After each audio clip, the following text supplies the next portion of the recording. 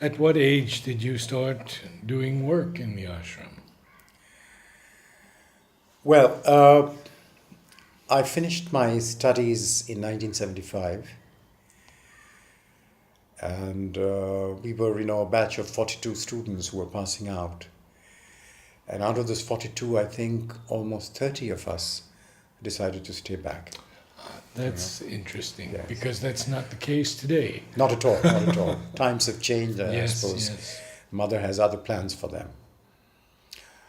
So we were 30 of us, stayed back.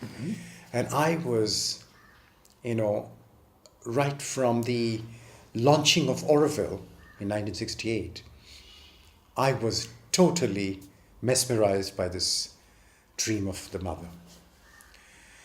And even while I was in knowledge, I started going to the Matri Mandir to work every Tuesday and Saturday. Now, Kirit Bai, who was the registrar of the school, and Jugulda, who was in charge of knowledge, they threatened to expel me because I was doing that, and ashram kids were not supposed to go to Oroville. And so my meeting with them, I said, Jugulda, is there any teacher who has complained that I was not doing my assignments or I was late in giving my assignments? He said, no. I said, will you please confirm to me that Oroville is also the mother's dream? He said, of course. I said, I go on my cycle to the Matri Mandir. I work on the scaffolding. I, do give whatever seva I can give, of my physical energy, and I come back. This is exactly the itinerary of Tuesday and Saturday. I do not meet anybody. I talk, I enjoy myself working with other Orovillians on the Matri Mandir. Now, I don't understand why you should have an objection. I don't stop by to smoke a joint or, to get into somebody's home. And so I'm sorry, as long as teachers don't have any complaint, I don't think it's very right of you to stop me, because I feel very deeply this connection with Oroville. Now, believe it or not, when in 1975 we passed out, in the month of October we were supposed to go and meet Ravindraji. Now, Ravindraji was the man who was supposed to allocate the work to each student who had decided to stay back in the ashram. And so Ravinji was not very happy with me for a very simple reason, and that is I had quit his Hindi class. He was my Hindi teacher, and I had quit his Hindi class and taken up Bengali. Now, he never forgave me for that, that betrayal, that, what a person of, Hindi mother tongue had left his class, and taken up Bengali. So there was always a little grudge. Now, I get into his room, and first thing he tells me, he said, "Tu kya kar raha hai yahan?" Meaning, what are you doing here? You don't have to be here. So I was a little taken aback. I said, I don't understand, Ravinji. What do you mean? He said, well, you have already been reserved. I have no say in this matter. I said, reserved? I don't still understand what you... And then he told me, well, Purna, my mother's granddaughter, came to me, 1 month ago and asked me to keep you for her, because she wants you to work with her and Borun Tagore in Oropress. You cannot imagine, another massive stroke of grace. Yes. I mean, for me, it was like a dream fulfilled. I wanted to work in a place that was both for the mother, for the ashram, and Oroville. And there it was. And there it was, because Oropress, the printing part, was for Oroville, and the Edition Oropress, which was the publishing house, that was for the ashram. So what a privilege, to work in aspiration. I would cycle out every morning, and I started to work there. Now that's where it's very interesting how the divine kind of tests your inner determination, and that period was probably the blackest period of Oroville. Oh, yes. Now, I went in with these dreams in my eyes, and I felt the dream was crumbling, because that was the period of the big fight between Shurmanda Society and the residents there. And unfortunately, Borunda and Purna had taken, the side of Shurmanda Society, and I was getting all these threats from the residents. I mean, it was very, very ugly. I had never imagined to see the police in Oroville. I had never imagined, for me, Oroville was a heaven of fraternity, and that's where I felt so disillusioned, and so profoundly hurt that I decided to quit. Well, we lived through it all. Yes, yes. From 69 to 81. Yes, yes. And understand what you're saying. So I left Oroville. You had to leave. Yeah, I left. I decided to leave because I couldn't live in that sort of atmosphere. For me, that was not Oroville. Yes. And there was too much of politics, and too much of ego play that was going on, Absolutely. And so I left, and that's where, this grace has been relentless in its pursuit of my soul, Where do I go from there? Jayanti Lalda calls me to work with him at the archives. And so I found my little Oroville in Jayanti Lalda's department at the archives. We were Americans, Germans, French, Swiss, Indians, all working together in this amazing atmosphere where Jayanti Lalda trusted you completely and where you gave your best because of your love for this man. There was no ego anywhere in this man. And so I worked at the archives after that. And I was given charge of we had a little press at the library, which was opposite Knowledge at that time. So, and then we shifted from there to where Albert Da's previous department used to be, opposite the archives, the present archives on Nehru Street. And then from there we moved to, I don't know if you remember, Jacques, the dentist. Oh, yes. Where the Tombs used to live. Yes, I remember. So we moved there. And so I set up that whole section, new house there. And it was funny because from a dental clinic, it became a transcendental library. So, it was such a fulfilling moment, working with Jayanti Lalda at the archives. What kind of work did you do? Well, I was looking after, the library, the little press, and I would also translate. So I was helping Peter do, translations from the Bengali into English for a lot of things that he needed. And so I had the privilege of working with all these wonderful people, Bob, for whom I have the profoundest love and respect, Yes. Bob, Richard, Sue, And you spoke Bengali, French? Yes. My mother tongue, is Hindi. Right. Unfortunately, I could not really develop my Hindi very much because of being in Pondicherry and coming from a family where my father did not speak a lot, Yes. And I was incapable of conducting a philosophical discussion with my father. My Hindi was not solid enough, which is something I always regretted. So I studied Bengali. And then, English, French, and Italian. And I understand, Oriya. And so I enjoy translating from one language into another. For me, it's like, trying to give life, taking the soul of one work putting it into another body. So it's very challenging, and and I love translating poetry, because that's where the real challenge comes out. Yes. But that's very beautifully said, Maurice. Yes. To put the soul into another body. Yeah. So tell us. This connection with the school is a very, very central part of my life.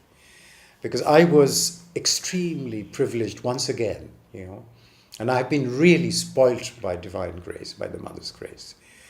I was lucky to be part of the most revolutionary experiment in the mother's education Oh, free. is I was part of the free progress system. Oh, yes. And so I did all my schooling in the free progress system directly under the mother's, supervision and presence, but chaperoned by three of the most amazing people I have ever met in the field of education.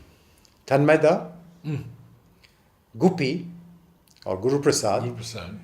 who was French, whose name was Jean-Pierre, and the third one, absolutely an amazing man, Luc Venet, who later became Satprem's Yes, right-hand yes. man and who after 30 years also quit for some very, very perceptive reasons. Yes.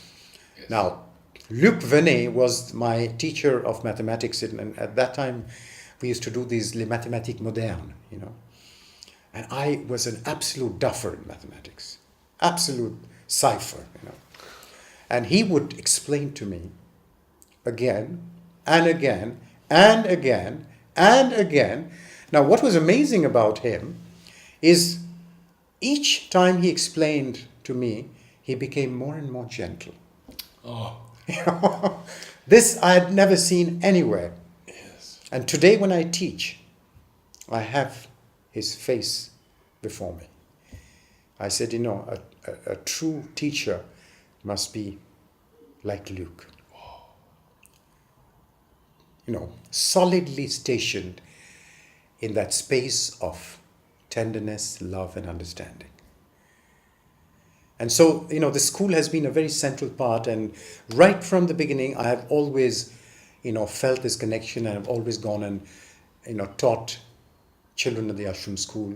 I do little modules, with children of different ages.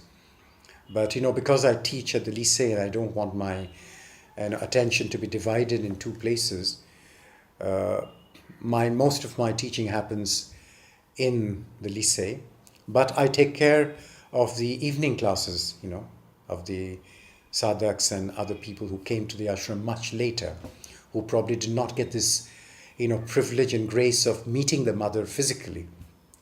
And so I look after and I teach these elderly, these adults. And for me, it's a wonderful opportunity of trying to give to them a sense of belonging. I mean, I try to get it across that the real connection is an inner connection with the mother. You might not have seen her in this life physically, but your connection with her goes many, many lives back, And so we try to reignite that connection in these evening classes. And so, my one foot is always in the school, because these classes, these evening classes with adults happen also in the school, And so for me, it's a lovely way of continuing to live in that, that atmosphere, and so I continue to teach both at the ashram school and the lycée, which takes up 90% of my time. But there's still 10% where you do a lot. Yes. Please tell us about artistic things and... Another wonderful, privilege I've had is this love that I have nurtured for the arts, for theatre, for poetry. And we've been so lucky to work with the most wonderful people, starting with Amitadi, who really, set up this love for theatre and for finer things Yes. in life. Then Svetlana, Shrimai. Before Svetlana, I had this very, very lovely connection with Shrimai, Svetlana's sister. And then with Svetlana, with Christoph, we've done a lot of work together, and we still, do a lot of things together. I have this wonderful feeling for poetry, so I've tried to do some, recordings of poetry, and I did a whole compilation of poems, of Shrobindo and of Ashramites that was to be published by the Shrobindo Society, and very, very unfortunately that project has kind of got stuck for want of a sponsor. But in any case, I enjoyed doing that, and when Sunilda passed away, I did a program, in memory of Sunilda at the school, and that was again a very deeply fulfilling moment. I mean, all these activities, whether they are in the field of theatre, in the field of poetry, these are basically opportunities to reconnect and to revive that flame of aspiration, that fire of love for the mother and Sri Aurobindo. And this is what is, so astounding here, is that every activity that one takes up, even the washing of bananas, I did for almost a year. In the afternoon, I would go and clean bananas because I was so tired of doing this intellectual work. And I used to do a lot of proofreading, and, where, Mother's and Sri Aurobindo's texts became, very technical things where I was looking for a broken font and missing comma.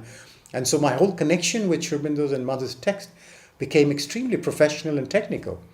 And it really started, worrying me. And so I completely left. And I said, I want to do something very physical. And so I would go and clean bananas, in the corner house or in the dining room. And then during my holidays, I would go and work in the farms. I worked in La Faucheur, where my father had started work in the dairy. So I did 3 months of, harvesting work in the fields. And it was wonderful, to give that endlessly, worrying mind some rest. So these changes of activities are wonderful. And this is what is beautiful about the ashram, is that whatever the activity, it's always a gateway to her. Yeah. Can you share some memories of Dumanbai? Dumanbai, I did not know very, very closely, but I remember I used to go with him from time to time to visit the ashram farms. Mm-hmm. Because I've always had this very strange and interesting connection with nature. I've always told myself that when I have enough time, I would like to cultivate, flowers and trees. And so I would go with Dumanbai to visit Gloria and visit, the different farms in the lake area. And so I would just, love this man's absolute discipline and dedication, and in his very simple, sweet way, he looked after all this with, again, a lot of heart, a lot of heart. And this is why Dumanbai, or even somebody like, Kiritbhai, with whom I had a very, very beautiful connection, and which became even stronger once he left the ashram and came back as chairman of the Orville Foundation. And I used to go and visit him at Care, It's like the son had come back home once again, I also. Yes. In his room. Yes, so. Oh. Well, we want to invite you to a very new project we are beginning, and that will be in poetry, a very deep and thorough retrospective of Harendranath Chattopadhyay's work. Oh, what a... And I've been collecting all the books I can find of his poetry, and we would like you to read with us. Oh, what a rasik, in the true sense of the term. Yes.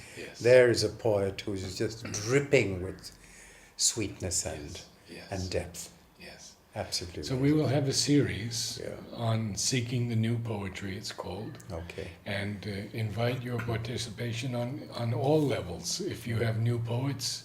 Maybe I should share with you these poems that I had shortlisted for the Sri Aurobindo Society. I think that's excellent. Yeah, and in fact, it's a pity that it's just gathering dust. No, we have to do this. We and should we're do something. Prepared to do this. Yes. And it goes on our website, and the website is now totally autonomous. Yeah. Absolutely something of peace and unity and collaboration. I've had to take it up because Uday is no longer with us, and the old team is gone, all of them. Yes. They've closed down Orokruti actually. Yes. And I think the whole building will be given over to the second To care to department. Desiree. Desiree Alok has told me that that's going to happen. Okay. Okay. So we are far out now, under the umbrella of Deepa Vaitiswaram's business, and she gives us space there and she's helping greatly with her team to make the website dynamic instead of static. Okay. And that's the work now. So a lot is being done with poetry, Okay. and I think this would be wonderful. Yeah, if we it would could be do really that. lovely, really, to get all these incredibly rich. Each poem is such a rich experience, you know, Yeah. to crystallize it. We're doing an interview with Babu next Sunday, Anuruddha. Oh my God! What a teacher! What a teacher! Can you tell us a bit about your remembrances of him? Yes, I mean he was the one who really launched me on this love for poetry and literature. What a great! I mean, we've had such a privilege of having teachers like Babuda. Absolutely amazing, you know, and without any sense of, you know, ego or so beautiful. Yes. And I'm really happy to know that you're doing this with Babuda. And tomorrow, Janine Oh, and lovely. Fabienne. Yes, I'm seeing them this afternoon. They're coming home for tea, so that's lovely. I mean, I was closer to Purna, you know, than to Janine, but I have a lot of very deep regard for Janine. Very deep regard for Janine. So that's lovely. That's lovely, Narad. So we'll do it. Yes. Yes. Any other old disciples that you may remember? Well, I contacts would Nolini just. I was Pavitra? very fond of Nolinida. I would go and see him regularly. Yes. Can I tell you about a very amusing incident of my life where Nolinida played his role?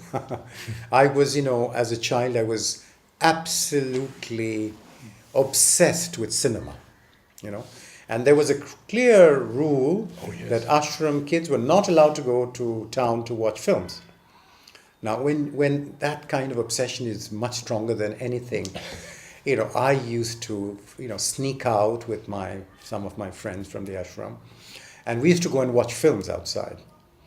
And one day I remember I lied to one of my captain. We were having a cricket match, and there was this. I was watching all the Tarzan series.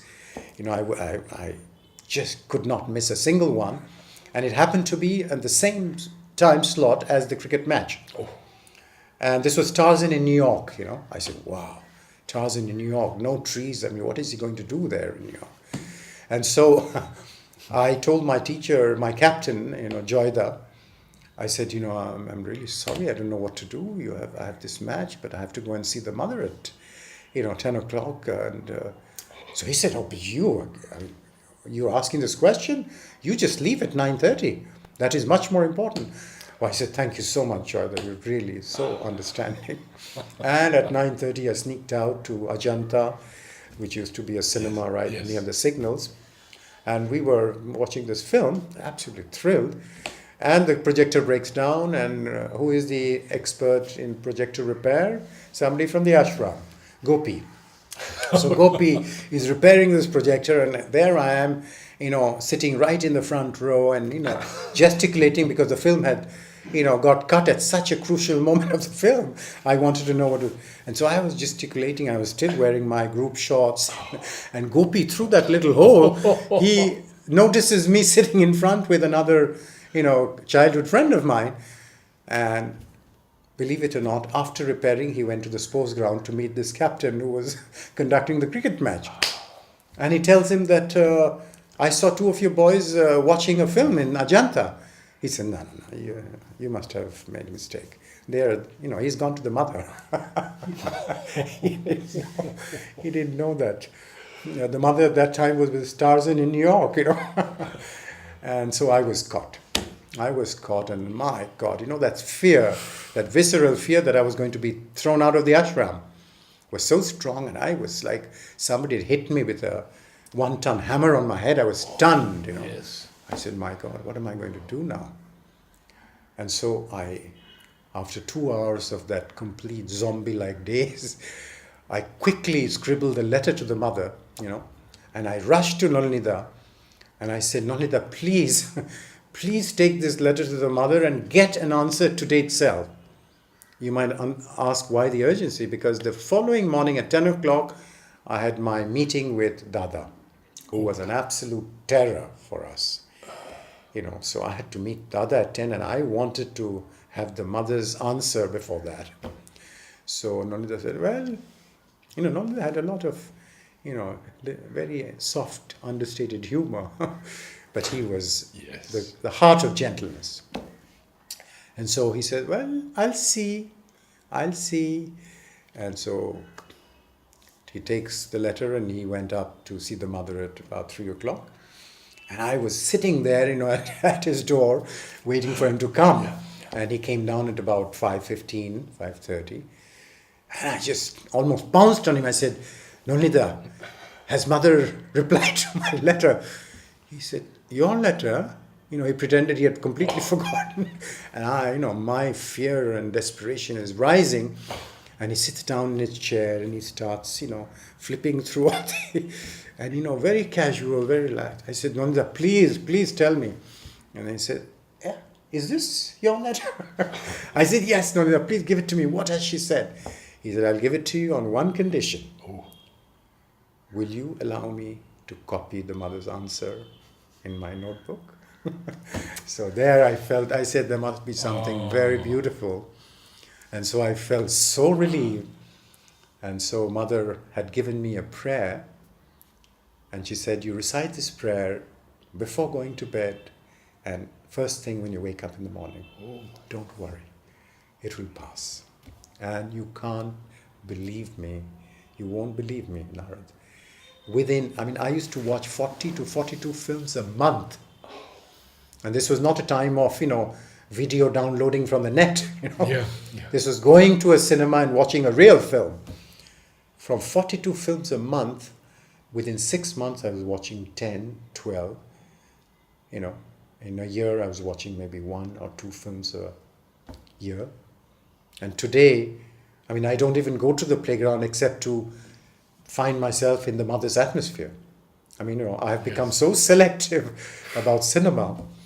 So, Nolita was always my, postman but I had the deepest love for this man. Because for me, he was an absolute embodiment of Sri Aurobindo and the mother's, sadhana. A very incarnation of humility with such deep, intuitive depth of understanding. Amritada was another one for whom I had the greatest, feeling of love. And in his very physique, he embodied for me, the mother's light. And, the mother's light, the mother's sweetness, simplicity. Humor. It's absolutely amazing. Amritada, Nolinida. Could you tell us about the prayer that mother told you to say? This is, something very personal, and I think I should keep it to myself. But, this is a prayer I still recite today. You still recite? Yes, morning and absolutely, evening? Absolutely. No. There are two mantras that I keep reciting throughout the day, and even in my sleep, you won't believe it. It's really a kind of a japa, a mantra that I keep just to cultivate that presence. And for me, this is the greatest gift that they have given us, is that their yoga happens every second. There are no slots in the day where you go and, sit for the mass or sing bhajans. This is a 24-hour, yoga, and it's absolutely thrilling. If one can do it, for even, 20% of the time, it's already a huge bonus. Yes. Yes. What about some of the plays that you have done that have inspired you most of Sri Aurobindo's works? Well, I suppose, what has really remained with me very, very deep is Savitri. I've done a number of meditations, let's say. I would not call them shows, for they were really meditations, and I've done a number of meditation with Savitri, and a lot with Christoph, and I mean these are really, I keep reiterating, these are moments of connections. These are really moments of connection with the presence, and Savitri is an absolute avalanche, of divine light and understanding. So Savitri has been my most deeply fulfilling, privilege, and I enjoy Sri Aurobindo's plays, but not with that same intensity. Obviously, there are, passages and texts that are deeply moving, and but Savitri certainly for me remains my most beautiful experience to date. Yeah.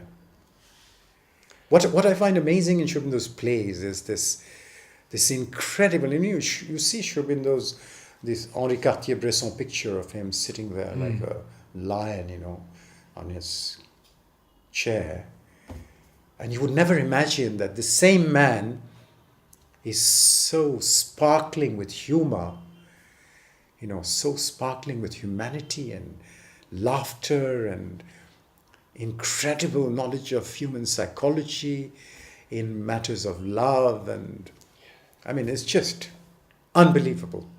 I mean, apart from Niruddha's, books that give us a glimpse of the man behind the Lord, his plays are also wonderful doors to see the human side of Sri Aurobindo, taking such immense joy and pleasure in creating these characters and having them, banter with such humors, but there's always a sense of purity and dignity in Sri Aurobindo. Even when it's humor, there's such a quality of refinement, Yes. I mean, had it not been for, his spirituality, his spiritual dimension, I would just be at his feet for the absolute dignity and aristocracy of the man. I mean, it's unbelievable, this man. If I would recommend this book called Yogi Krishna Prem, that was published, I think, by Vidya Bhavan, if I remember. And this is the correspondence between Sri Aurobindo, Dilip Kumar Roy, and Krishna Prem. Read it; it's just absolutely amazing. This dignity of this master comes across. You cannot but love this man. Well, I'd like to ask you a bit about Arjava's poetry. I have only, selected some of his poems. Very honestly, I've not really made a very, very deep study of Arjava. I have some of his poems in this anthology I prepared. Mm-hmm. Oh. Yes, Mm-hmm. yes. For me, it's always extremely thrilling is the point that whether you are from the West or from the East, when you are connected to that space, we are all one family. It doesn't matter your cultural upbringing, your racial upbringing, what part of the world you come from. And this is what is, for me, deeply thrilling. That when you plug onto that socket, we are all full of light and love. Yes. Yes. Yes. It's this is why when I meet people from the West and who are on the same path, and the sense of being fellow travelers on this journey. I mean, this experience, this sharing is something that's unique. And it's something that we must treasure and cherish as a gift of their grace. We are living this one family together. Yes. One of my greatest treasures has been Aurobindo Basu. Yes, Did you know him at yes, all? yes. Again, this reflection of this dignity, this intelligence, this poise, this aristocracy of the mind Yes. that gets reflected in Arindam Da, Yes. in Amal Kiran, Yes. Yes. It's just absolutely amazing. Jayanti Lal Da, Yes. Krishna Lalji, Yes. beautiful. Well, let us continue the next series with poetry. All right. And you're most welcome. All right. Thank you, Maurice. Thank you, Naran. You're welcome. It's been a real, again, a moment of grace. And it will be for many who see this video, because in everything we do, we know that Mother's presence comes through. Yes. Thank you.